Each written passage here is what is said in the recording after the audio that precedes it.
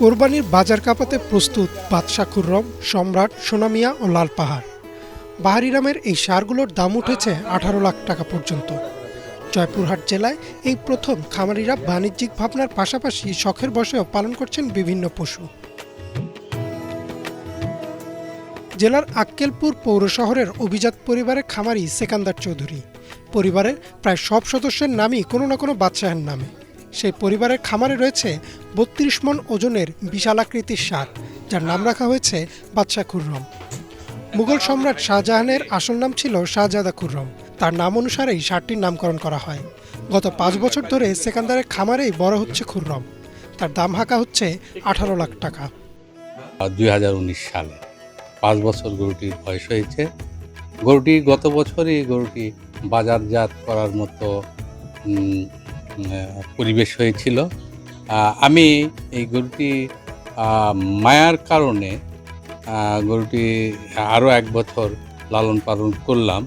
সব মিলে গরুটির এখন বাজার মূল্য হাঁকা হয়েছে 18 লক্ষ টাকা। জেলার খেতলাল উপজেলার খামারি শামসুল আলম ববির খামারে শোভা পাচ্ছে প্রায় 30 মণ ওজনের বিশাল আকৃতির গরু সম্রাট। সম্রাটের জন্ম এই খামারে। জন্মের 3 মাস পর মা মারা গেলে নিজের সন্তানের মতোই তাকে লালন পালন করেন ববি। এই ঈদে বিক্রি করে দিবেন, আর তাই কথা বলতে গিয়ে আবেগ ধরে রাখতে পারছেন না ববি। সম্রাটের দাম হাঁকা হচ্ছে 12 লাখ টাকা। আর আমার এই গরু ওজন 28 থেকে 30 মণ। আমি গরুকে ন্যাচারাল খাবার দিয়েছি, ঘাস, ভাত, ভুসি, মানে ফলমূল এবং কলা, এগুলো নিয়মিত খাওয়াই। সদর উপজেলার বিল্লা গ্রামের জহুরুল ইসলাম মিলন নিজ খামারে জন্ম নেয়া এই ষাঁড়টিকে পালন করছেন গত 3.5 বছর ধরে।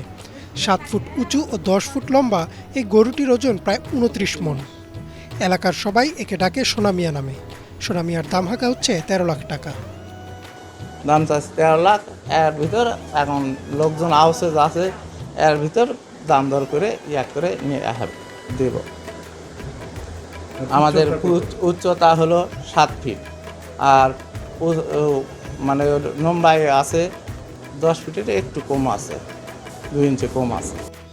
সদর উপজেলার বনখুর এলাকার খামারি সাদমান আলিফের শাহিওয়াল জাতের গরু লাল পাহাড়।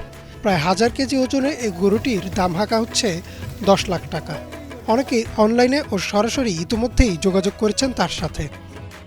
এবার আমাদের খরচা হয়ে গেছে, আমাদের 6 লাখের উপরে উঠে গেছে খরচা।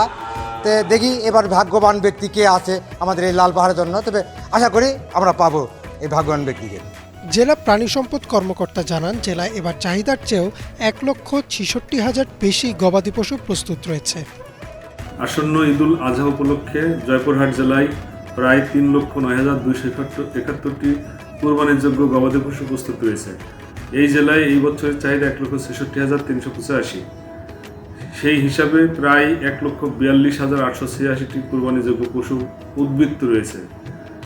এবারে জয়পুরহাট জেলায় 11টা স্থায়ী হাট এবং 16টা অস্থায়ী হাটে কোরবানি পশু ক্রয় বিক্রয় হবে। তাছাড়া আমাদের বিভিন্ন অনলাইন উপজেলা ভিত্তিক এবং আমাদের জেলাতে অনলাইন প্ল্যাটফর্ম আছে, সেখানে আমরা গবাদি পশু ক্রয় বিক্রয়ের জন্য খামারি এবং ক্রেতা উভয়কে সহযোগিতা করছি গরুর ছবি এবং দাম ইত্যাদি উল্লেখ করে। জয়পুরহাট জেলা মাংস উৎপাদনে উদ্বৃত্ত জেলা। জেলার চাহিদা মিটিয়ে সারা দেশে রপ্তানি হয় এই মাংস, তাই কোরবানির পশুও অতিরিক্ত প্রস্তুত রয়েছে এখানে। Desk report, Bangla vision.